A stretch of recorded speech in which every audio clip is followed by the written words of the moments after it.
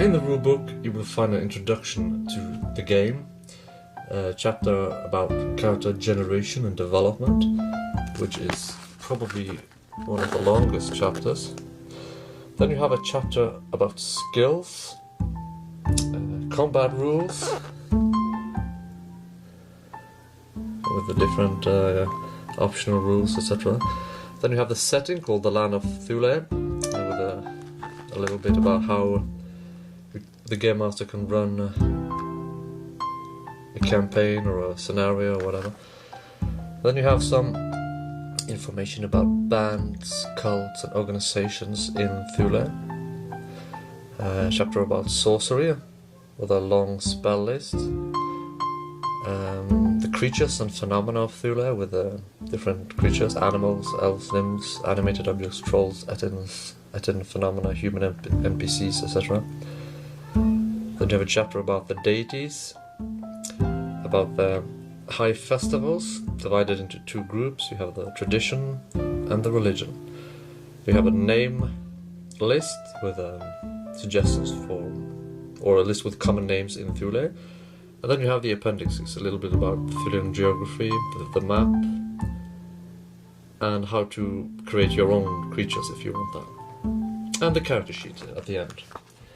And as you can see, the page count stops here at 250, but the book is 264 pages. But the character sheet and the Game Master sheets, different aids for the Game Master, called Myth Master actually in MYFAROG, are 13 pages, so it all adds up to 264. It's black and white. There you have a list with abbreviations. That's practical. There's not much artwork, there's some, but I chose to include a lot of rules instead, so that I can put everything in one book. So, there you have a lot of charts. Love the charts. This is the chapter where you generate your character,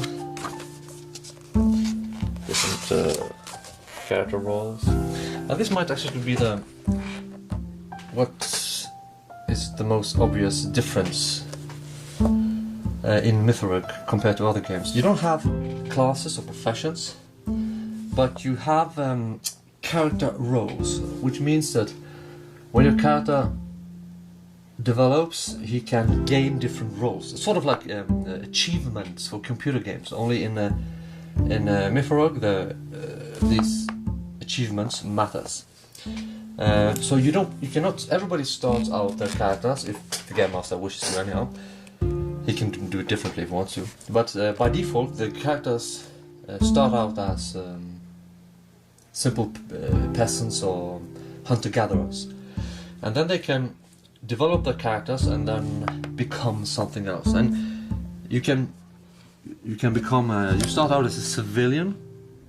You see as a buandi or veidmader, which means peasant or hunter-gatherer. You have a list on the character sheet with an English translation, so it's not difficult for those who don't understand it initially.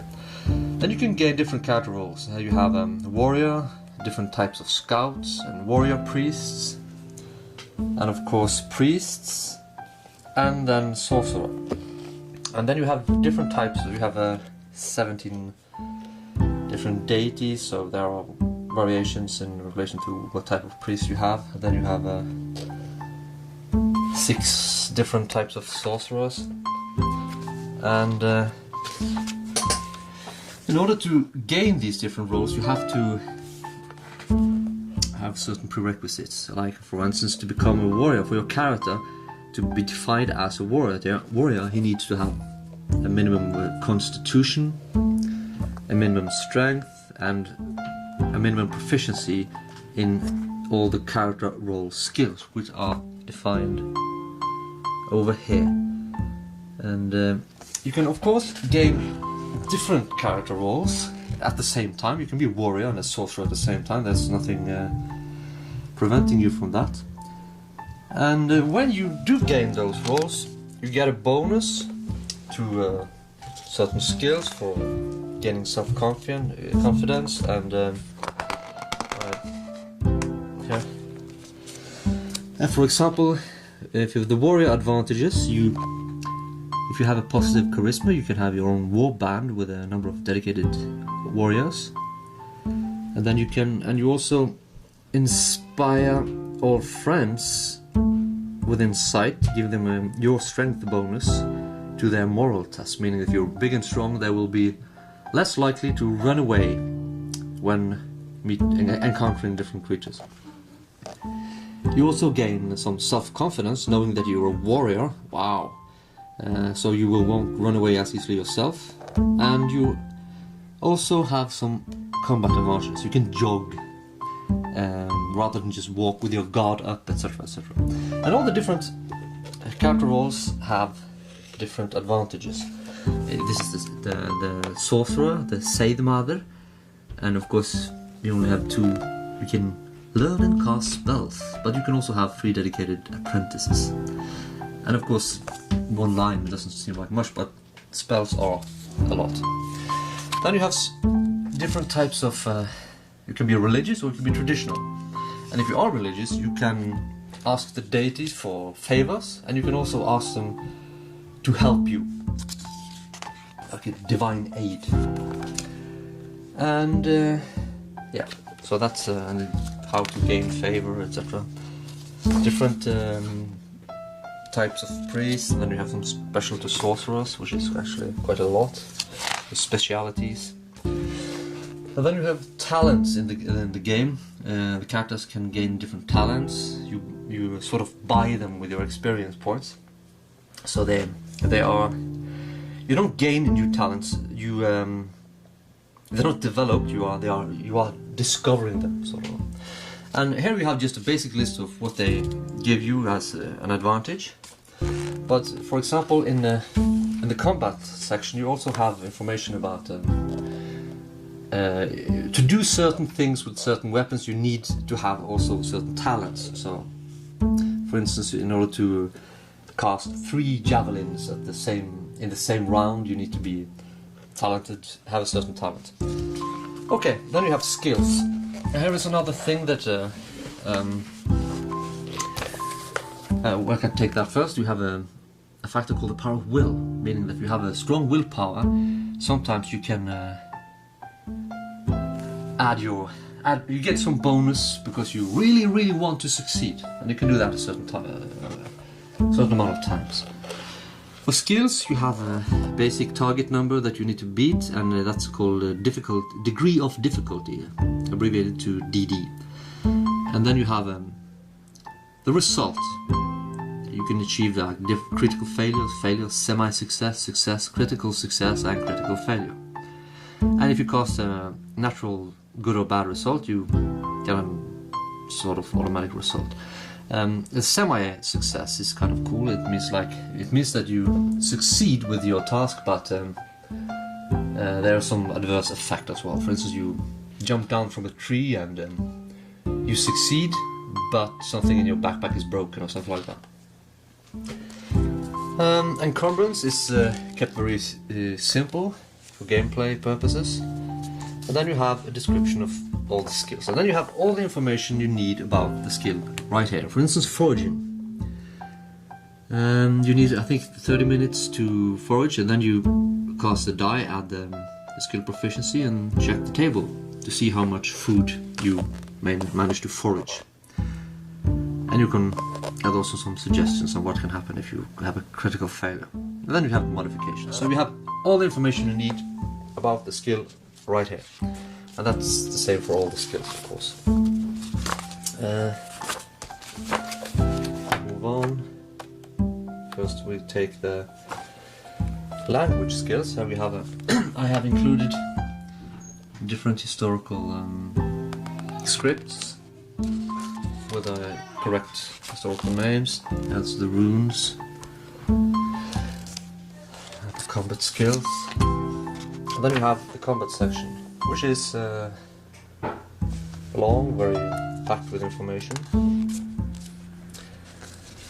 and there's the different formations you can form. You can gain advantages if your characters form formation, both to the moral of the characters, but also defensive bonuses. Yeah, fumbles, charges, everything. And here you have all the combat modifications, and these are just lists of different modifications that your game master might want to add. And he doesn't need the game master doesn't need to, or the myth master, he doesn't need to use all these things. He can just come up with something on the fly, but they are here if he wants to use them. You have different types of armor. You have a fur shirt, laminated armor, mail shirt with scales, and of course with different types of scales, muscular cuirass, and scale armor. There's no soft leather armor because there never was any soft leather armor in history, but you have boiled leather armor, and it comes in forms of laminated, boiled leather laminated armor, or boiled leather scale shirt, which is basically scales sewn onto a leather shirt, or a boiled leather muscular cuirass, or a... Oh, here we are. Oh, sorry, that's... yeah. Here's the scale armor, actually. That's the mail shirt with scale. That's boiled leather scales sewn onto a mail shirt.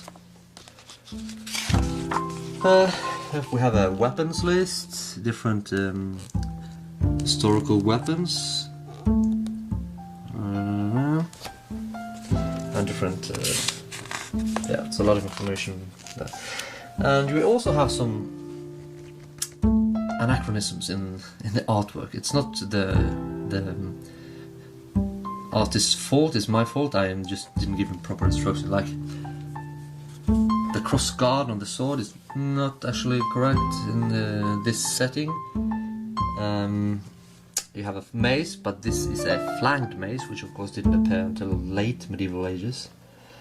And yeah, but by and large, the game is, except the artwork, which of course is all my fault, there are no anachronisms in the game. You don't find heavy crossbows, or halberds, or rapiers, or plate armor. This is a setting designed to be similar to the classical antiquity, and perhaps also touching the Viking Age, the Dark Ages, basically. And here we have a lot of different types of shields. There's some images to give you examples. Missile weapons, different. Let me focus here. Okay. Yeah. So that's the combat section, and now we are entering the setting. Then we have a brief description of each region in the game. Let me give you an example.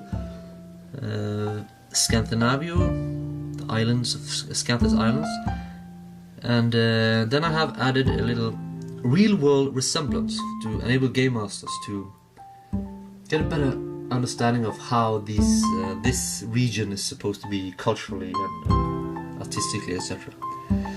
And Scandinavia resembles the Balts, Finns, and, big surprise, Scandinavians. Another region here, Arulia, resembles more real-world resemblance Angles, Franks, Frisians, Jutes, Saxons, Swabians, and other West Germanic peoples. And of course you have all the different European peoples are represented here. You have Britons, Picts, and Gauls. So I try to include as many. Here we have the focus.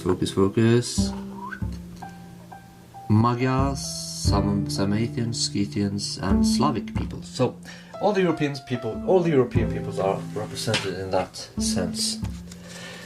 And then you have a complex system for, how to find the weather. You don't have to use this, of course. It might slow down the game a lot, but you have it here if you want, if the Mythmaster wants to use it.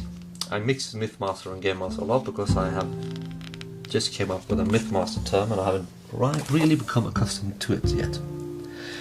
So, chapter about travel and random encounters enables the Game Master to throw different random encounters at the players. Here you have a good example of, I can show you the different creatures. Here we have animals. You see the different types of animals that the players might encounter. Quite a lot actually. And then I have simplified a little bit, simply by game. Large game and small game. That would be things you hunt for food.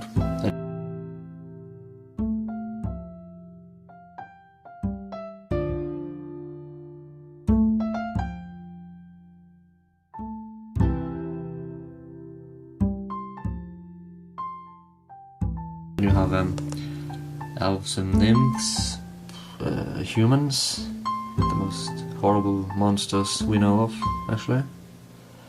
Atins, that would be what we commonly think of as trolls. And then more Atins, which in form of worms or dragons. And then the trolls, which is what we normally think of as the undead, or, yeah. And then different contact conditions and information on how to find out exactly why, how, and a character's encounter something. And then we have random events, units of measurements. Now we enter this is for trade and different equipment lists. So personally, I enjoy buying equipment, but I know a lot of gamers grow tired of it, but I like it. And I have included a lot of different equipment lists here. Let me see, helmets, specials. Here you have a ability to find the value of different items, residences, etc. And then we have the system for, yes, potions, of course. And different quality of the items. You can have different effects. Some are automatic, and then depending on the skill of the craftsman and the type of craftsman. And then you have different, yeah. There's a random quality table. Skip one page. This is also interesting. I have a proper rune system in the game based on historical runes, where you can add runes to different items to gain some type of sorcerous effect. And you can also do the same with precious stones. And then you have the sacred colors, stone color sorcerous effect with you. If you, for instance, if you take a brown gem and add it to the hilt of your sword, the target will heal less easily, or bleed more, etc., etc. So here we have historically they were called wounding gems or bleeding gems, etc. So, and then you have a chapter about, or a section about justice, which is based, of course, on the Legis Barbororum, the laws of the barbarians, not the Romans.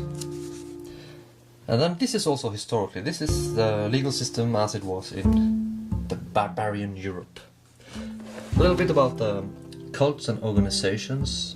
We have the Liberated, the Ansur Gardaraido, the Rangers, then we have the horrible cults, Sikari, Hashashin. Ooh. This is I think a Cthulhian and Lovecraftian influence. And we have some bigots, of course. We do love the bigots, don't we? And then you have different armies and bodyguards of the different tribes. So you have different band cults to add some color to the setting. Yes. and I've also added some poems from mythology. Here's the section about sorcery. First, a brief description of how you do things. You can fumble with sorcery, of course.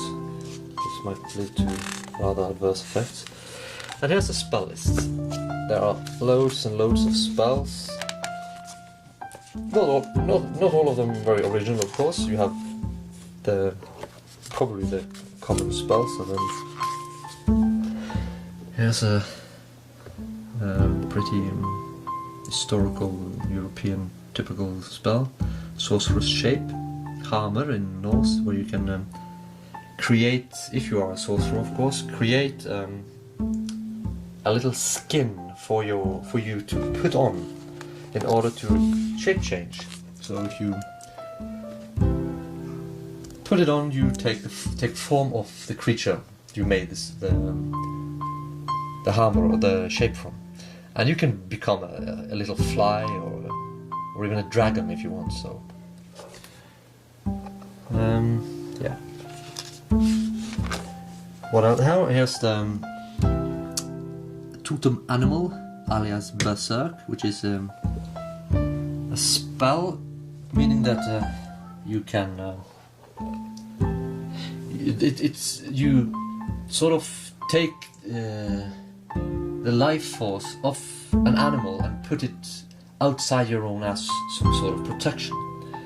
And of course we know it best from the Berserks who had the bear as their totem animal, so to speak, and they put the bear's life force outside their own to protect themselves, so they just wore a bear skin and thought they became invulnerable by doing so. And of course in this game you can do this with pretty much any creature, but yeah, and you gain some benefits from doing so.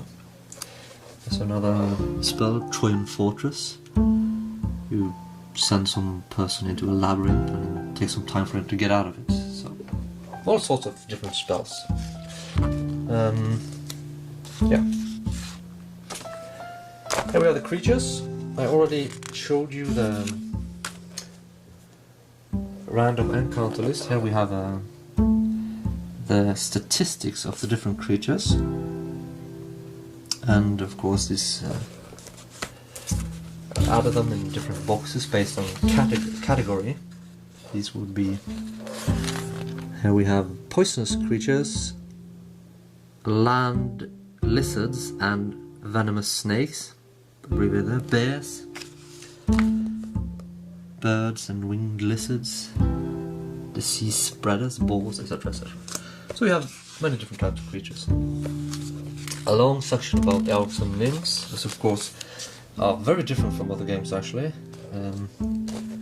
and based on the European sources. Yeah. Trolls, which of course means undead. It's yeah, a lot about them. Corporal trolls, ettins. And these are probably the most original creatures in the game because they have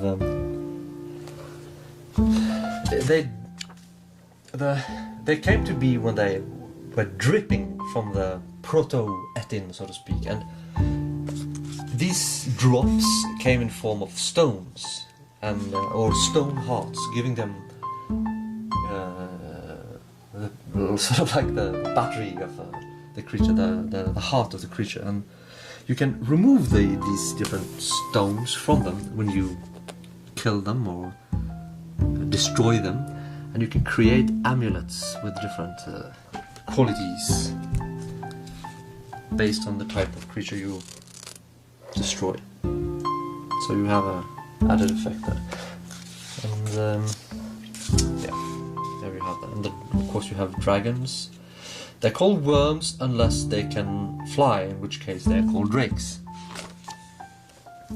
And we have the ettin phenomena, which are different phenomenon. There are, yeah, Call of the Kraken and Ettin Earthstar. Different. You have the ettin, the home of the Athens, where there are certain phenomena that nobody can explain properly, and they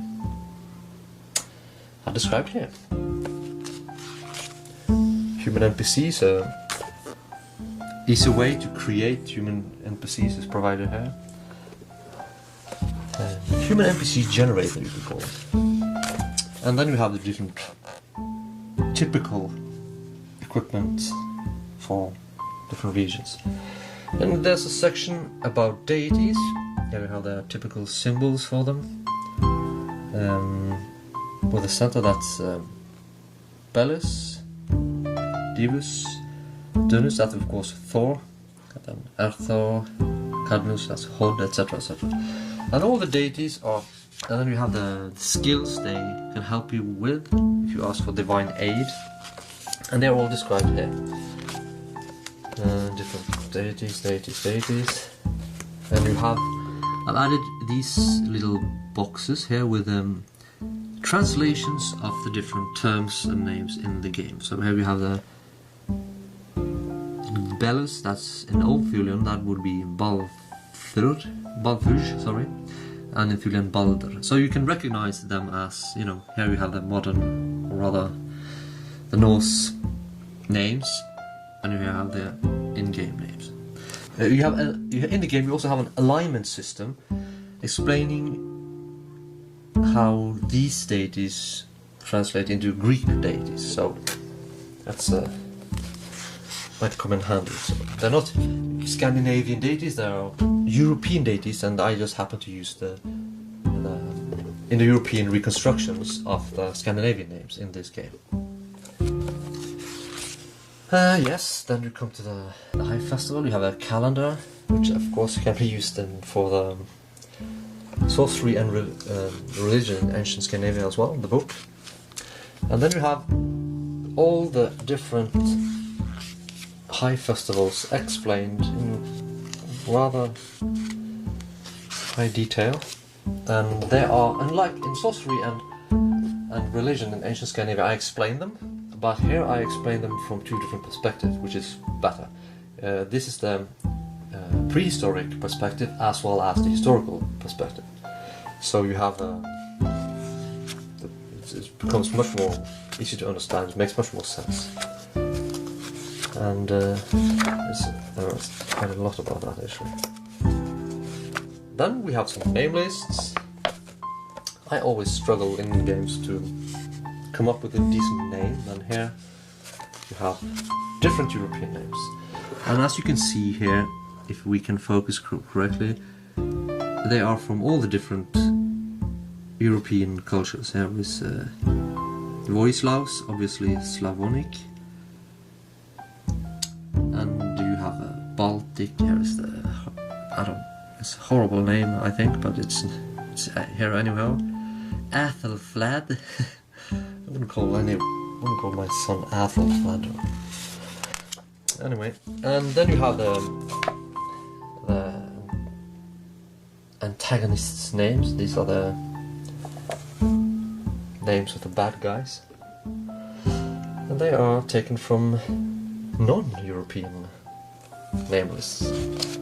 There's a ugly name, Jakob. Ooh, terrible. And yeah, and here we have a little bit about the appendices.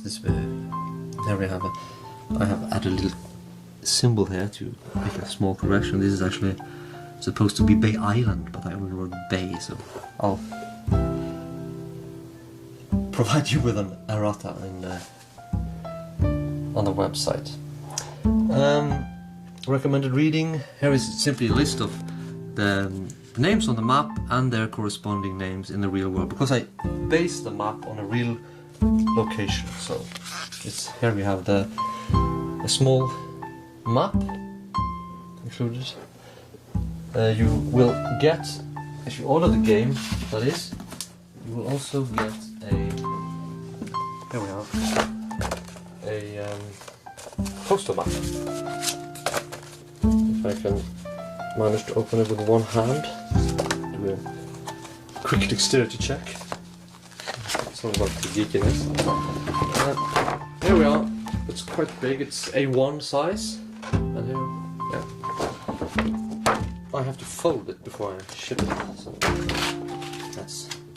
Anyhow, creature statistics. How to calculate? How I did the calculations to create different creatures. And then, of course, character sheets. All these you can download freely from MYFAROG.org. There are some of them are optional. You don't really need the combat sheet, but it's useful. So if you here is the equipment sheet. You don't really need it, but you can use it if you want. And here we have the Sather sheet as well as the Osatru sheet, which is you only use one of them in the game. So you're either traditional, in which case you use this one, or you are religious, in which case you use this one. So, and if you are traditional, you probably only need this at all if you are a sorcerer. Then you have an optional Osatru sheet for in case you want to use an optional rule number 2. NPC sheets. This is Game Master 8. Experience point sheets. You can the Myth Master. You can just quickly take notes of the different characters' experience points. Here we can easily keep track of time by just crossing off boxes. Morale sheet to find out exactly how long the character will be afraid or nervous or whatever. Stamina sheet in case he wishes to keep track of that. That's here.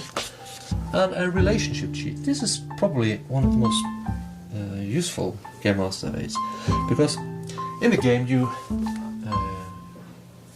check for chemistry, so to say, when your character meets an NPC, a non-player character, and then the Game Master does some checking, and then to keep track of exactly how the different players relate to different NPCs, he can just write an NPC's name here and cross it off, and then he will then check for a quick reference. Yeah, that's it. Do you like fairy tales, fantasy, horror and mythology? Then MYFAROG is the game for you. That's my claim.